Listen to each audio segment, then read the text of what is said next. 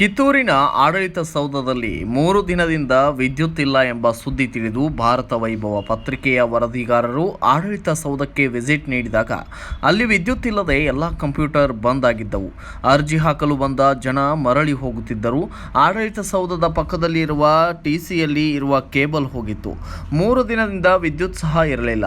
ಭಾರತ ವೈಭವ B V news ವರದಿಗಾರರು ಆಡಳಿತ ಸೌಧಕ್ಕೆ ಭೇಟಿ ನೀಡಿ ಅಲ್ಲಿಯ ಸಮಸ್ಯೆ ಬಗ್ಗೆ ಭಾರತ ವೈಭವ ಬಿವಿ ನ್ಯೂಸ್ ತಕ್ಷಣ ವೆಬ್ ನ್ಯೂಸ್ ಮಾಡಿ ಮಧ್ಯಾಹ್ನ ಪ್ರಸಾರ ಮಾಡಿತ್ತು. ಈ ವರದಿಗೆ ಹೆಸ್ಕಾಂ ತಕ್ಷಣವೇ ಸ್ಪಂದಿಸಿದ ಅಧಿಕಾರಿಗಳು ಸಾಯಂಕಾಲ ಅನ್ನುವಷ್ಟರಲ್ಲಿಯೇ ಆಡಳಿತ ಸೌಧಕ್ಕೆ ವಿದ್ಯುತ್ ಹಾಕಲಾಗಿದೆ. ಈಗ ಆಡಳಿತ ಸೌಧದಲ್ಲಿ ಕೆಲಸಗಳು ಪ್ರಾರಂಭವಾಗಿದ್ದು ಭಾರತ ವೈಭವ ನ್ಯೂಸ್ನ ವರದಿಗೆ ಇದು ಫಲಶ್ರುತಿ ಎಂಬಂತಾಗಿದೆ.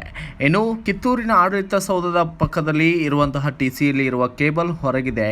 ಇದರಿಂದಾಗಿ 3 ದಿನದಿಂದ ವಿದ್ಯುತ್ ಇಲ್ಲದೆ ಕಚೇರಿಯ ಎಲ್ಲ ಕೆಲಸ ಬಂದ್ ಆಗಿ ಸಾರ್ವಜನಿಕರು ಪರದಾಡುವ ಸ್ಥಿತಿ ನಿರ್ಮಾಣವಾಗಿದೆ. ಕಿತ್ತೂರು ತಾಲೂಕಿನ ಆಡಳಿತ ಸೌಧದಲ್ಲಿ ವಿದ್ಯುತ್ ಹೋದರೆ ಜನರೇಟರ್ ಕೂಡ ಇಲ್ಲ. ಇನ್ನು ಇದಕ್ಕೆ ಸಂಬಂಧಪಟ್ಟಂತೆ ವಿದ್ಯುತ್ ಹೋದರೆ ಸಾರ್ವಜನಿಕರ ಎಲ್ಲ ಕೆಲಸಗಳು ಬಂದ್ ಆಗಿ ಇದರಿಂದ ಬಹಳಷ್ಟು ತೊಂದರೆಯಾಗುತ್ತಿದ್ದು ಬೇರೆ ಬೇರೆ ಗ್ರಾಮದಿಂದ ಜನ ಜಾತಿ ಆದಾಯ ಪ್ರಮಾಣ ಪತ್ರ ಅರ್ಜಿ ಸೇರಿದಂತೆ ರಹವಾಸಿ ಅರ್ಜಿ, ಪಿಂಚಣಿ ಅರ್ಜಿ ಇನ್ನೂ ಹಲವು ಅರ್ಜಿಗಳನ್ನು ಹಾಕುವುದಕ್ಕೂ ಆಡಳಿತ ಸೌಧಕ್ಕೆ ಸಾರ್ವಜನಿಕರು ಬರುತ್ತಾರೆ.